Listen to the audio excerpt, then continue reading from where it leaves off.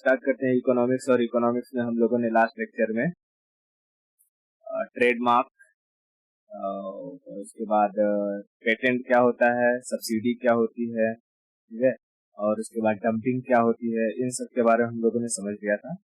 अब बचा हुआ था, अच्छा, जब हम लोगों ने ट्रेडमार्क, पेटेंट और डंपिंग वगैरह के बारे में पढ़ा था, तो मैंने बताया था कि इन सब चीजों को कंट्रोल कौन करता है? वर्ल्ड ट्रेड ऑर्गेनाइजेशन, ठीक है, वर्ल्ड ट्रेड ऑर्गेनाइजेशन। तो कुछ हद तक हमने वर्ल्ड ट्रेड ऑर्गेनाइजेशन के बारे में देखा था, लेकिन अब हम लोग बहुत सारे जो इंटरनेशनल ऑर्गेनाइजेशंस हैं, जो जिनका इकोनॉमिक्स में बहुत इंपॉर्टेंट रोल रहता है, उसके बारे में थोड़ा समझते हैं, ठीक है।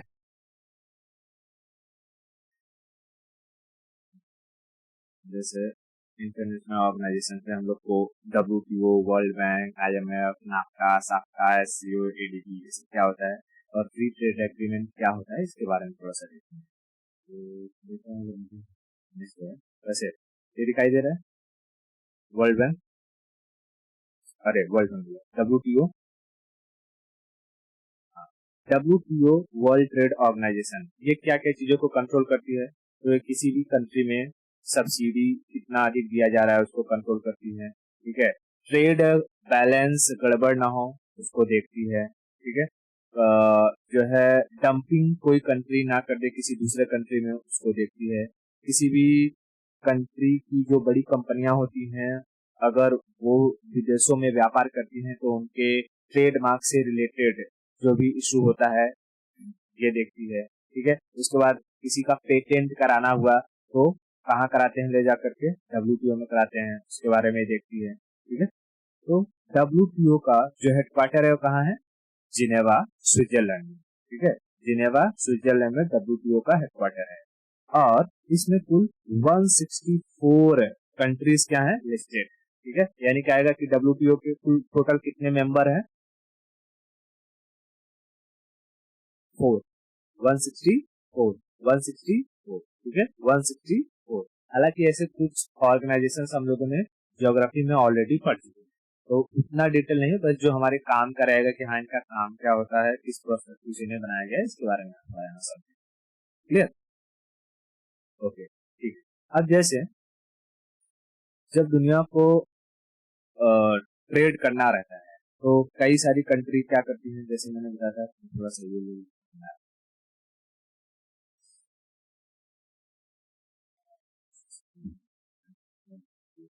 दिखाई दे रहा है।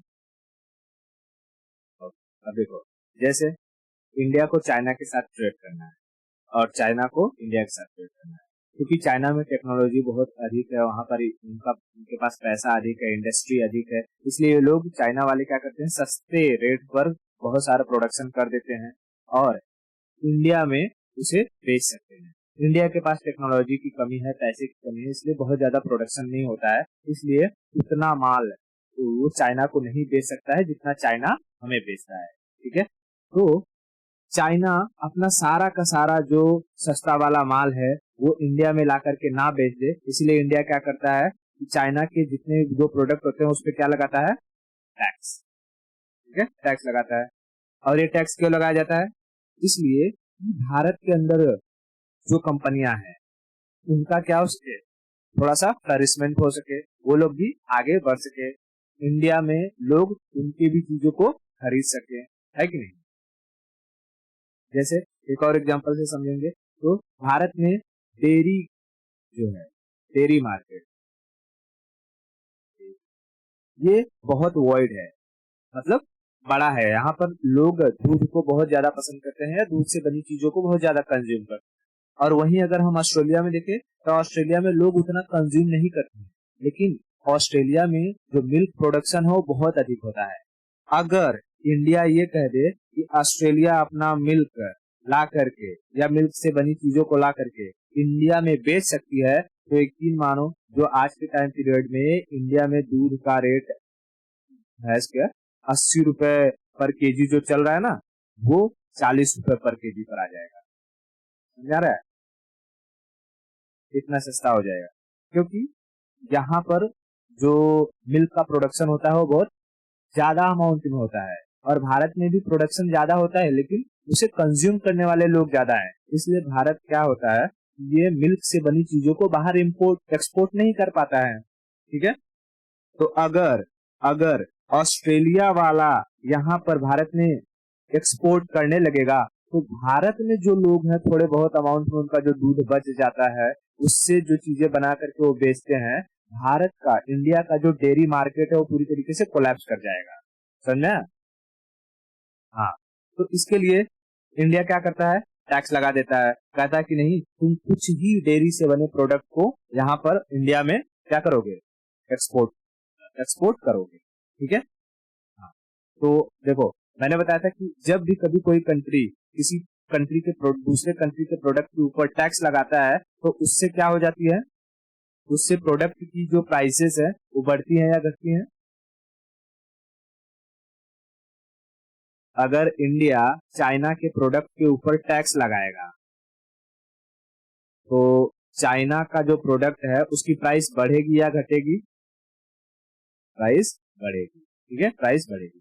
तो इसी तरीके से क्या हुआ, ये चाइना सोचा था कि मैं यहाँ जितने एशिया में जितने भी कंट्री है ना, उन सबके साथ मिल करके, ठीक है, 35-36 कंट्री के साथ मिल करके एक अलायंस बनाऊंगा और उनसे कहूंगा कि सब एक दूसरे में क्या कर लो, फ्री ट्रेड एग्रीमेंट। ठीक है, एग्रीमेंट, यानी कि कोई भी कंट्री किसी दूसरी कंट्री के ऊपर ट्रेड के मामले में क्या क्या नहीं करेगा, टैक्स नहीं लगाएगा। और तुमने न्यूज सुना होगा आज से 1 साल 1.5 साल पहले कि जो भारत है वो FATF, अरे FATF financial action task force होता है, फ्री ट्रेड एग्रीमेंट यहाँ से बाहर हो गया था, है ना, अपने आप को पुल आउट कर लिया था। ठीक है, तो ऐसे ही जो WTO था, WTO ने कहा भारत से, एक काम करो तुम ना USA के साथ क्या कर लो, फ्री ट्रेड एग्रीमेंट कर लो, फ्री ट्रेड एग्रीमेंट कर लो। फिर इंडिया ने सोचा कि भाई USA के पास टेक्नोलॉजी है, USA अधिक से अधिक प्रोडक्शन कर सकता है, उसके पास पैसा है, अगर मैं इसके साथ फ्री ट्रेड एग्रीमेंट करूंगा तो ये अपनी सारी की सारी जो आईफोन है, जो बड़ी बड़ी महंगी महंगी जो कार हैं, वो सारी चीजों को ला करके इंडिया में डंप कर देंगी। ज्यादा पैमाने पर क्या करेंगे ये लोग, हमें बेचेंगे और हम खरीदेंगे जब, तो हमें पैसा ज्यादा देना होगा, हमारी इकोनॉमी धीरे धीरे धीरे धीरे कमजोर होती जाएगी, रुपया गिरता जाएगा, और एक वक्त आएगा कि जब भारत के अंदर जो कंपनियां हैं जैसे महिंद्रा हो गई, टाटा हो गई, उनकी डिमांड घटती जाएगी और वो धीरे धीरे कोलैप्स कर जाएंगी, और एक समय ऐसा आएगा कि हमारी सिचुएशन श्रीलंका की तरह हो जाएगी। समझा? तो इंडिया ने ये USA के साथ भी फ्री ट्रेड एग्रीमेंट करने से मना कर दिया। बात समझ में?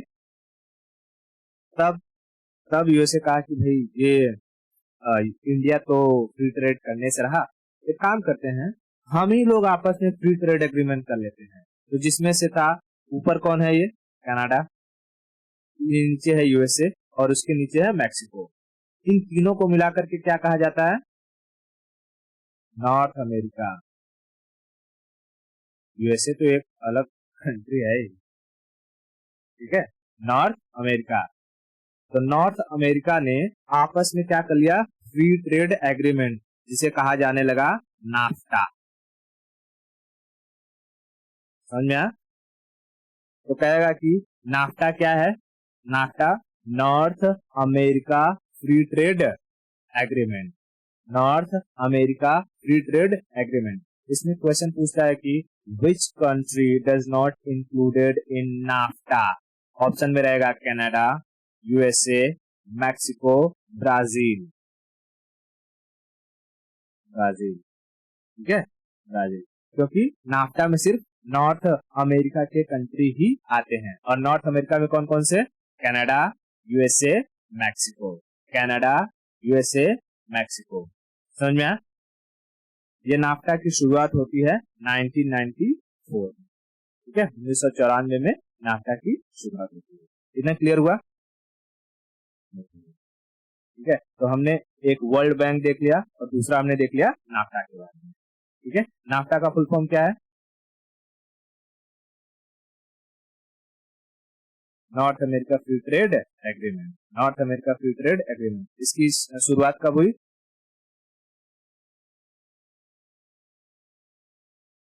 1994 में, 1994 में, ठीक है, 1994 में, 1994 में।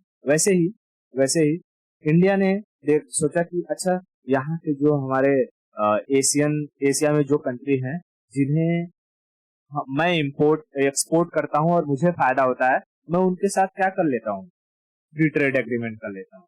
ठीक है, तो सार्क जो कंट्री है ना, सार्क, सार्क में कौन कौन से देश आते हैं? सार्क का पहले फुल फॉर्म क्या है?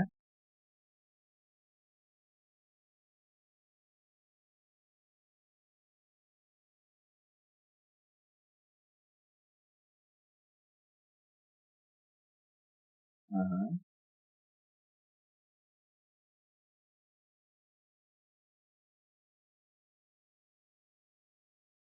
South Asian association for regional cooperation. ठीक है, South Asian association for regional cooperation.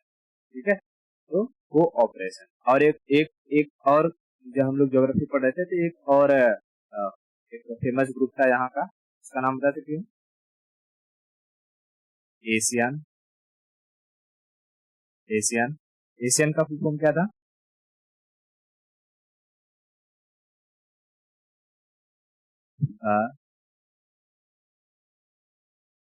ASEAN, ये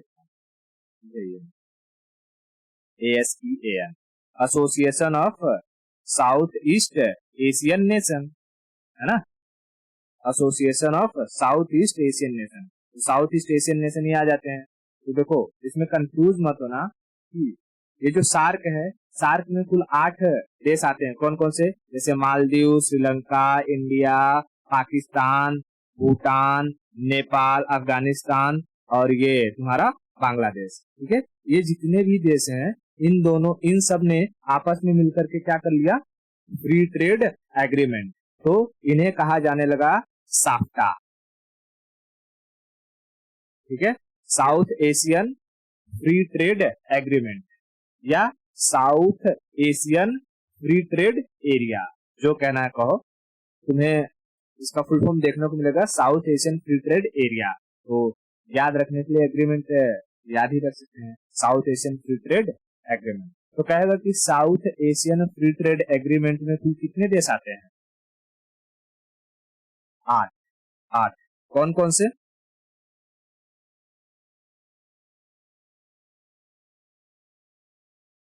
हाँ, हाँ, हाँ, ठीक है, मालदीव, श्रीलंका, इंडिया, पाकिस्तान, अफगानिस्तान। तो 1, 2, 3, 4, 5 ये हो गए।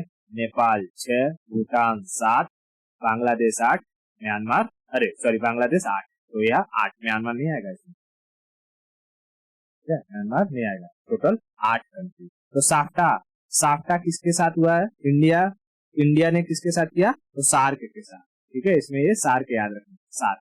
सार्क देशों के साथ जो फ्री ट्रेड एग्रीमेंट हुआ उसे क्या कहा गया? साफ्टा। और साफ्टा की शुरुआत होती है 2006 में। ठीक है, 2006 में। इतना क्लियर हुआ? चलो, हमने क्या क्या देख लिया? हमने WTO देख लिया, हमने नाफ्टा देख लिया, नाफ्टा, हमने साफ्टा देख लिया, साफ्टा। ठीक है, तो नाफ्टा का full form?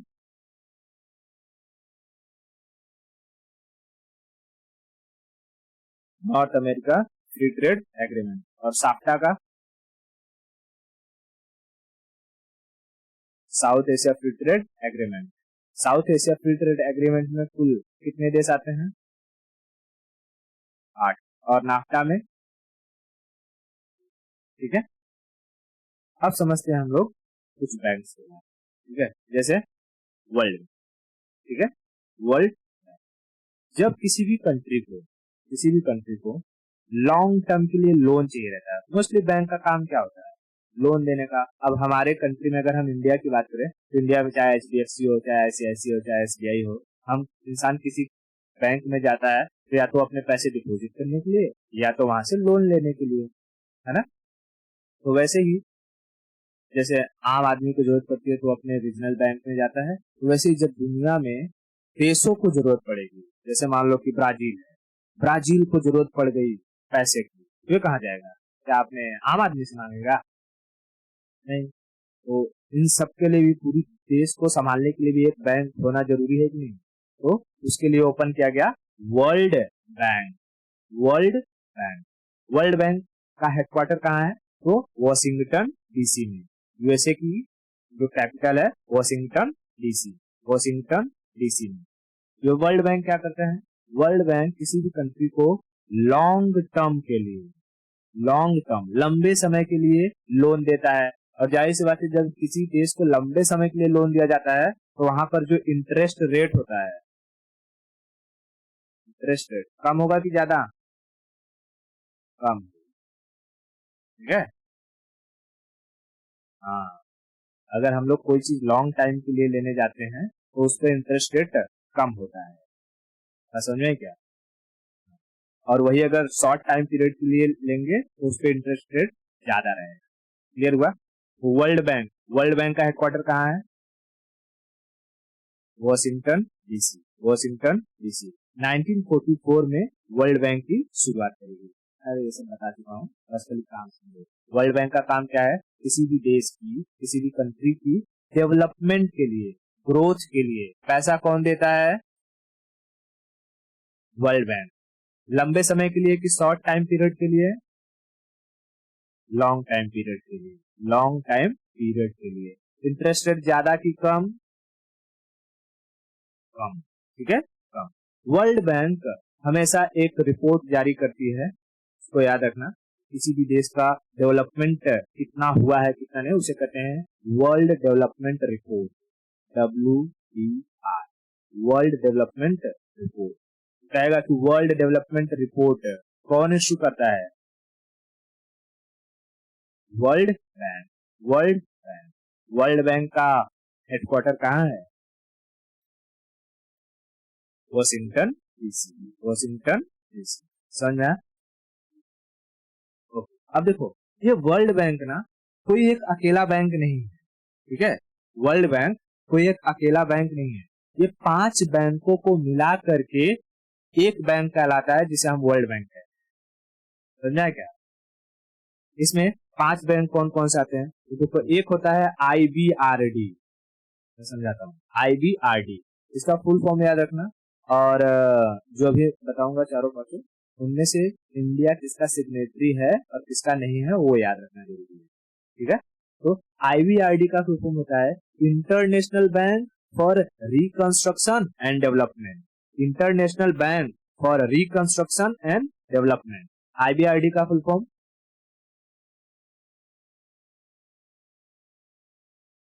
International bank for reconstruction and development, international bank for reconstruction and development.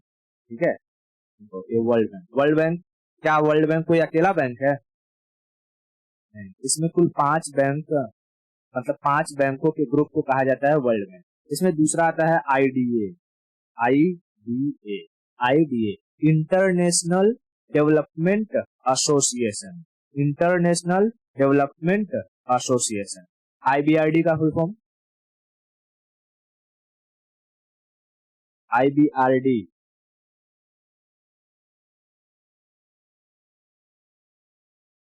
International bank for reconstruction and development. और IDA?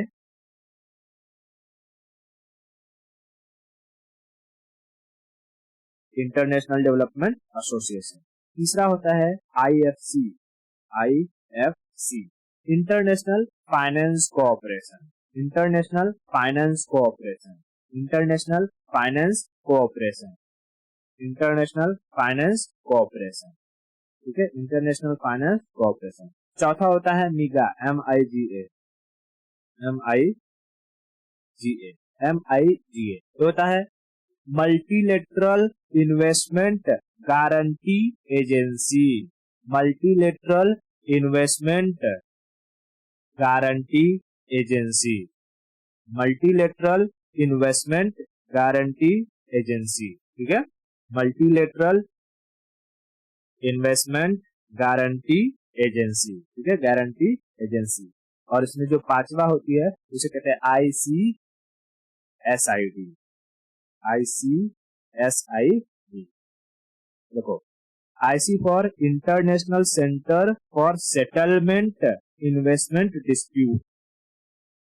ठीक है, अब मान लो कि जैसे वर्ल्ड बैंक ने किसी कंट्री को, पाकिस्तान को पैसा दे दिया, अब पाकिस्तान सारा पैसा लेके खा गया है, तब बताओ ये जो पैसा रिटर्न आएगा वो कैसे आएगा, कौन जाएगा उसको वसूल करने? तो उसके लिए है ICSID, international centre for settlement of investment dispute. समझा क्या?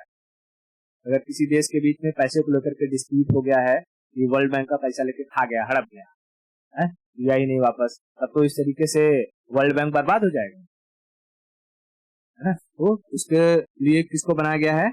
ICSID को, international centre for settlement. Settlement किससे? इन्वेस्टमेंट से रिलेटेड जो डिस्प्यूट है। ठीक है, इन्वेस्टमेंट से रिलेटेड जो डिस्प्यूट है। और किसी कंट्री को पैसा देना है या नहीं देना है वो कौन बताएगा? तो मीगा। मीगा मीगा ठीक है, मीगा क्या करता है? गारंटी लेता है कि हाँ भाई, जैसे अगर मैं कहूंगा कि मुझसे भी अगर मान ले कि अच्छा मुझे किसका शेयर लूं अभी, ठीक है, तो मैं कहूंगा कि हाँ ठीक है टाटा का शेयर ले ले, तो मैं क्या कर रहा हूँ? एक तरीके का एक गारंटी दे रहा हूँ कि हाँ टाटा का शेयर ले ले, कोई दिक्कत नहीं है, टाटा आगे बढ़ेगा, तो तू कहेगी हाँ ठीक है मैं ले लेता हूँ। इसी तरीके से वर्ल्ड बैंक किसी को पैसा देगा या नहीं देगा, यानी ये जो फाइनेंस वाला है ये किसी को पैसा देगा या नहीं देगा, इसकी गारंटी कौन लेगा? मीगा। मीगा क्या है? Multilateral investment guarantee agency. हम किसी को, ये वर्ल्ड बैंक किसी देश को पैसा दे रहा है, एक तरीके से क्या कर रहा है? इन्वेस्टमेंट कर रहा है ना। हाँ, तो किसी भी कंट्री, डूबते हुए कंट्री में क्या इन्वेस्टमेंट किया कोई करेगा? कोई कंपनी डूब रही है तो कोई उसमें इन्वेस्टमेंट करेगा? नहीं।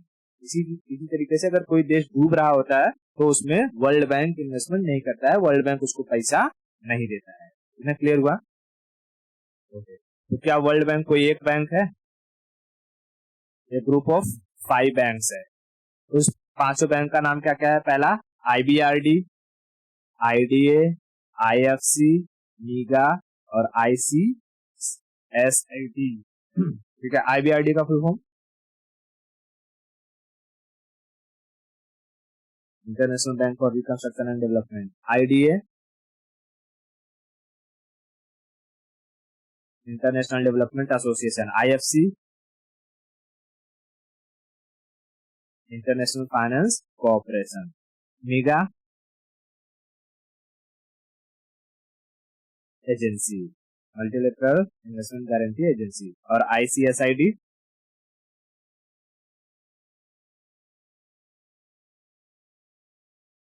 For settlement of investment dispute. ठीक है, जो इंडिया है, इंडिया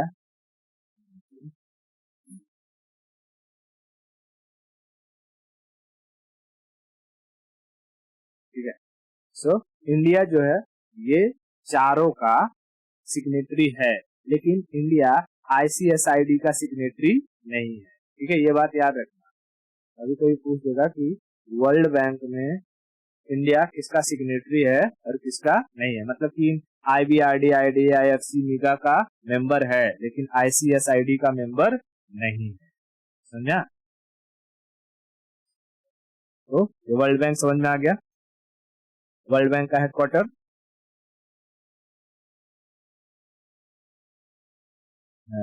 वॉशिंगटन DC। कब इसका फॉर्मेशन हुआ था? 1944। 1944। क्या किसी डूबते कंट्री को पैसा वर्ल्ड बैंक देता है? नहीं, डूबते हुए कंट्री को, बर्बाद होते हुए कंट्री को पैसा नहीं देता है। तब भाई बर्बाद होते हुए कंट्री को पैसा कौन देगा? तो बर्बाद होते हुए कंट्री को पैसा देता है IMF। IMF। ठीक है, जैसे कि तुम्हारे पास कुछ भी नहीं है तो तुम बैंक के पास जाओगे लोन लेने, वो नहीं देगा, लेकिन तुम किसी साहूकार के पास चले जाओ, किसी धनी आदमी के पास चले जाओ, तो तुमको पैसा दे देगा। ठीक है, और पैसा दे देगा, और उसको पता है कि अगर तुम कुछ नहीं उसका पैसा रिटर्न कर पाए तो तुम्हारा घर द्वार जब्त कर लेगा। पहले जमाने में तो तुम्हें बंधुआ मजदूर बना लेता था, है ना। सेम सिचुएशन ऐसे है आईएमएफ। आईएमएफ डूबते हुए कंट्री को पैसा देता है, और डूबते हुए कंट्री को जो पैसा दिया जाता है उसे कहते हैं बेल आउट पैकेज। क्या कहते हैं? बेल आउट पैकेज, हाँ भैया बचा रहे हो। बताओ ये इसका फुल फॉर्म क्या है? इंटरनेशनल मॉनेटरी फंड, ठीक है, इंटरनेशनल मॉनेटरी फंड। ये हमेशा इमरजेंसी के टाइम में कंट्री को पैसा देता है, और इमरजेंसी के टाइम में देगा तो भैया लॉन्ग टर्म नहीं, शॉर्ट टर्म के लिए पैसा देता है, और इसका इंटरेस्ट रेट एकदम हाई होता है। समझ में आई? शॉर्ट टर्म और rate, interest rate high. Clear? IMF का फुल फॉर्म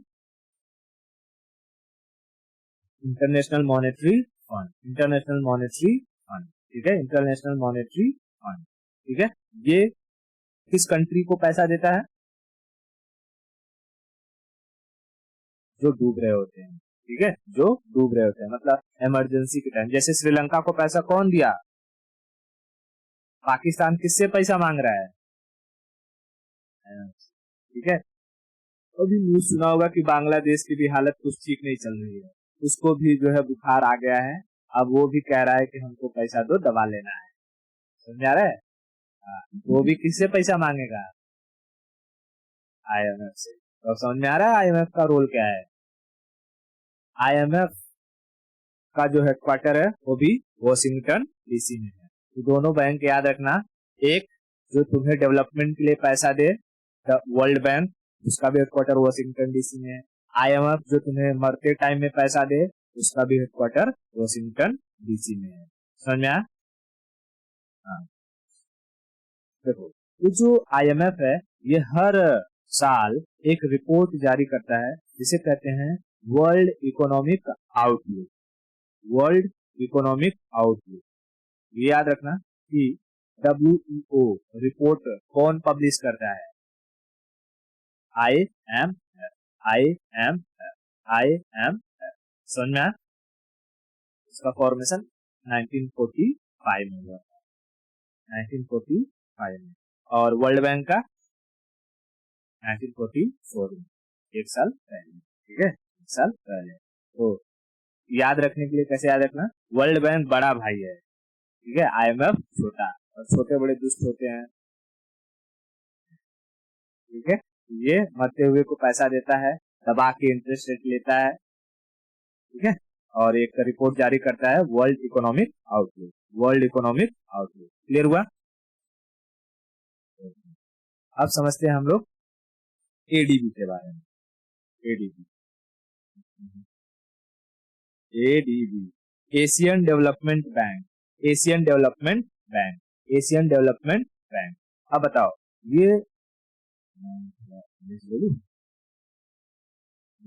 ये पूरा एशिया है। अब वर्ल्ड बैंक तो पूरी दुनिया को देखता है, आईएमएफ भी पूरी दुनिया को देखता है। तो एक स्पेसिफिक रीजन में अगर खाली एशिया का डेवलपमेंट करना है और उसकी ग्रोथ के बारे में सोचना है तो इसका भी अपना कोई न कोई बैंक होना चाहिए ना। जैसे हर कंट्री में एक सेंट्रल बैंक होता है, फिर कुछ रीजनल बैंक्स होते हैं, है ना। जैसे भारत में बात करें तो सेंट्रल बैंक कौन हो जाएगा? आरबीआई। आरबीआई बैंकों का बैंक है, तो सारे बैंकों को हैंडल करता है। फिर अगर हम बात करें सबसे बड़ा बैंक तो उसमें कौन सा हो जाएगा? तो एसबीआई हो जाएगा। फिर उसके बाद अगर बात करेंगे गांव लेवल पर कौन सा बैंक आ जाएगा? तो जो रूरल आरआरबी बैंक होते हैं, रीजनल रूरल बैंक होते हैं, वो सब आ जाते हैं। तो इसी तरीके से एशिया के डेवलपमेंट के लिए जिस बैंक को बनाया गया उसे कहते हैं ADB, Asian development bank, Asian development bank. और एशियन डेवलपमेंट बैंक का हेडक्वार्टर मनीला में है। मनीला बताओ इसकी कैपिटल है, फिलीपींस की कैपिटल, ठीक है, फिलीपींस। तो एडीबी का, एडीबी एशियन डेवलपमेंट बैंक का हेडक्वार्टर मनीला में, ठीक है, मनीला में। तो कहेगा कि क्या इंडिया एडीबी का मेंबर है? क्योंकि ये भी किसमें आता है? ठीक है, एशियन। एडीबी के कुल 67 मेंबर हैं, 67, ठीक है। तो जिसमें इंडिया भी है, तो थोड़ा सा ऐसे रीजन वाइज याद रखेंगे तो हमको याद हो जाएगा। क्लियर हुआ? एडीबी का full form Asian development bank, headquarter Manila. NAFTA, NAFTA का फुल फॉर्म क्या है, कितने कंट्री आते हैं? North America free trade agreement, कौन कौन आता है इसमें? कनाडा, अमेरिका और Mexico. SAFTA 8 country. South Asian free trade agreement, free trade agreement. अच्छा, ये सार्क के साथ डील करता है या एशियान के साथ? सार्क, ठीक है, सार्क। ओके, उसके बाद अगर हम बात करते हैं वर्ल्ड बैंक, वर्ल्ड बैंक का हेडक्वार्टर, क्या वर्ल्ड बैंक कोई एक अकेला बैंक है? वर्ल्ड बैंक कितने ग्रुप का, मतलब कितने बैंकों का ग्रुप है? 5। उसमें से अगर वो कौन सा बैंक है जो किसी भी देश को पैसा देना है या नहीं देना है वो डिसाइड करता है? IMF, IMF international Monetary fund, इसका हेडक्वार्टर कहाँ है?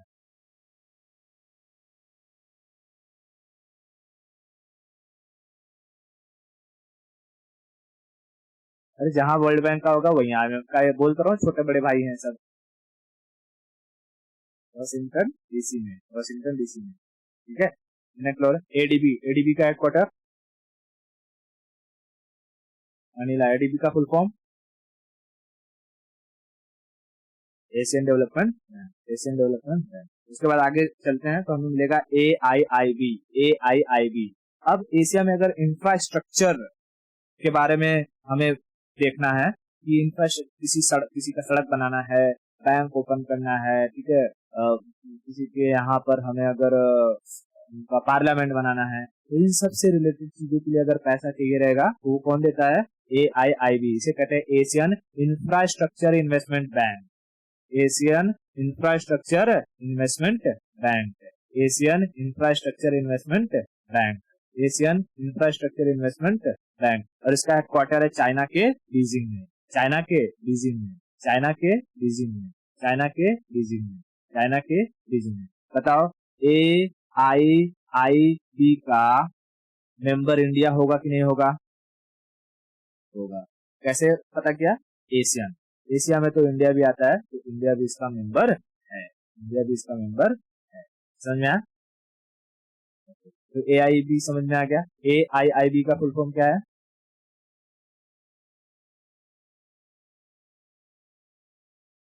Asian infrastructure investment bank.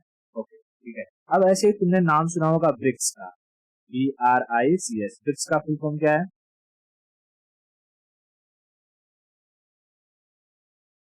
हाँ, Brazil, Russia, India, China, south Africa, ठीक है। अब इन ब्रिक्स कंट्रीज में अगर किसी का डेवलपमेंट के लिए पैसा चाहिए तो इन लोगों ने मिल करके अपना एक बैंक बनाया, जिसे पहले कहा गया BRICS bank.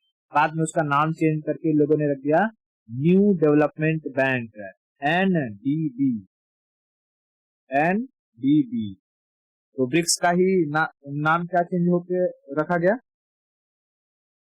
New development bank, new development bank, new development bank. और इसका हेडक्वार्टर है चाइना के संघाई में, चाइना के संघाई में, चाइना के संघाई में, ठीक है। न्यू डेवलपमेंट बैंक का हेडक्वार्टर कहाँ है? चाइना के संघाई में, चाइना के संघाई में। AIIB का हेडक्वार्टर कहाँ है? बीजिंग। और ADB का मनीला में, ठीक है, मनीला, मनीला। क्लियर हुआ? अब उसके बाद आता है, एक होता है SCO, SCO, SCO, SCO का फुल फॉर्म क्या है? तो Shanghai corporation organisation. SCO summit भी होता है, मैंने कई बार सुना है, ठीक है। Shanghai corporation organisation, Shanghai corporation organisation का हेडक्वार्टर चाइना के बीजिंग में, ठीक है, चाइना के बीजिंग में। और इसमें इंडिया पहले शामिल नहीं था, लेकिन अभी इंडिया और पाकिस्तान दोनों इंक्लूडेड है। इनको लेकर के टोटल SCO के अब 8 मेंबर हो गए हैं, ठीक है। तो क्या इंडिया एससीओ का पार्ट है कि नहीं है? है। इंडिया एससीओ का पार्ट है। इंडिया एससीओ का पार्ट है। इंडिया एससीओ का पार्ट है। इतना क्लियर हुआ? अब देखो ऐसे ही जो एशिया और पैसिफिक में, ठीक है, ये वाला रीजन दूसरा मैं ठीक है, ये वाला रीजन, ये एशिया, ये एशिया हो गया और ये पैसिफिक ओशियन हो गया। तो इनमें जो कंट्रीज हैं उनमें आपस में इकोनॉमिक कोऑपरेशन हो सके, इसके लिए इन लोगों ने एक ग्रुप बनाया जिसको कहा गया APEC, APEC, Asia Pacific economic cooperation. Asia Pacific economic cooperation, Asia Pacific economic cooperation, ठीक है।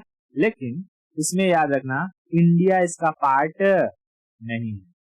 इंडिया एपेक का पार्ट नहीं है। इंडिया एपेक का पार्ट नहीं है। इनका जो हेडक्वार्टर है वो है सिंगापुर। ठीक है, हेडक्वार्टर कहाँ है? सिंगापुर में। एपेक, एपेक का फुल फॉर्म क्या है? एशिया पैसिफिक इकोनॉमिक कोऑपरेशन, है ना। एशिया में इंडिया वाला, ठीक है। तो इंडिया में इंडिया इसका पार्ट नहीं है। एशिया और पैसिफिक ओशियन में जो कंट्रीज आते हैं वो किसके अंडर आ जाएंगे? एपेक के अंदर। एपेक के अंदर। क्या एपेक में इंडिया आता है? नहीं, एपेक में इंडिया नहीं आता है। एपेक का उनका जगह एशिया पैसिफिक इकोनॉमिक कोऑपरेशन। इसका हेडक्वार्टर कहाँ है? Singapore. Headquarter Singapore, headquarter Singapore. ऐसे ही जितने ऑयल को प्रोड्यूस करने वाले और एक्सपोर्ट करने वाले कंट्री हैं उनका अपना ग्रुप है, उन्हें हम कहते हैं ओपेक,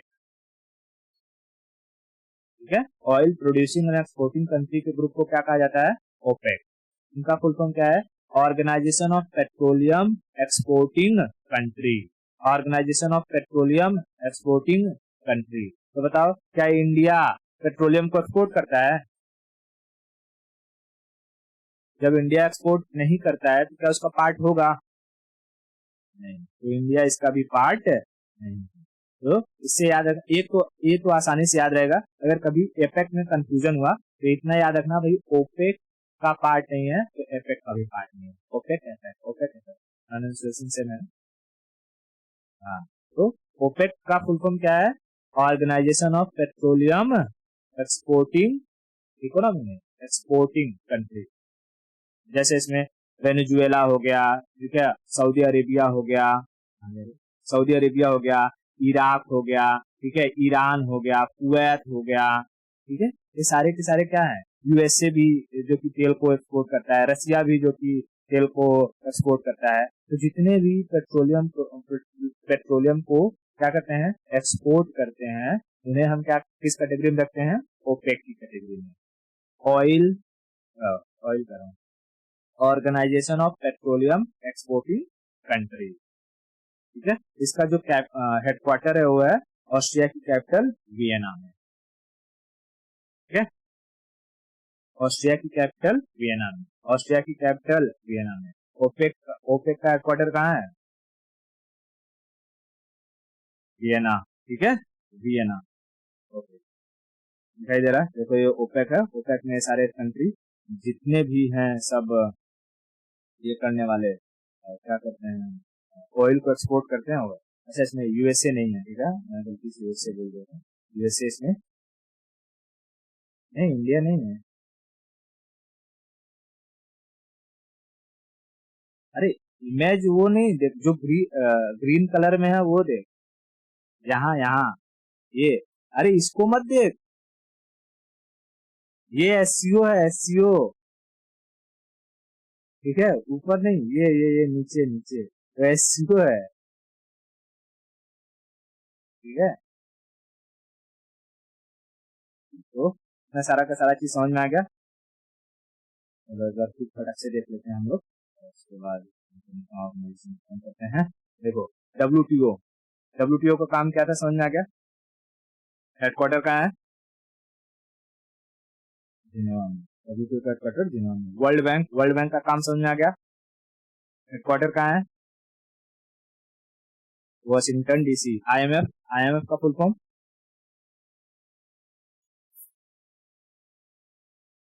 इंटरनेशनल मॉनेटरी फंड। इसका हेडक्वार्टर कहाँ है? Washington DC. ADB, Asian development bank, Asian development bank का हेडक्वार्टर कहाँ है? Manila, Manila. इंडिया पार्ट है कि नहीं है? AIIB, Asian infrastructure investment bank, इसका हेडक्वार्टर कहाँ है? बीजिंग। इंडिया पार्ट है कि नहीं है? न्यू डेवलपमेंट बैंक, इसका नया नाम है इसका। ठीक है, तो इंडिया तो पार्ट है। उसके बाद एससीओ, एससीओ, एससीओ का full form Shanghai corporation organisation. India इसका पार्ट है कि नहीं है? देखो, इंडिया और इधर पाकिस्तान दोनों को ऐड करके टोटल 8 हो गए। 3, 3, 6, 2, 8, समझा? ओके। उसके बाद अगर हम बात करते हैं एपेक, एपेक का फुल फॉर्म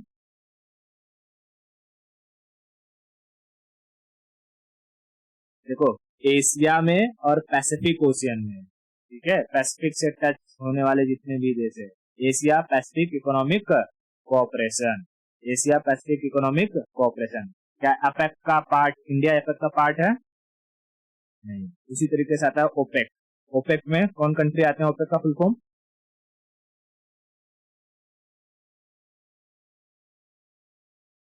हाँ, organisation, organisation of petroleum exporting country, organisation of petroleum exporting country. 4 बार दफा दब बोलो, organisation of petroleum exporting country.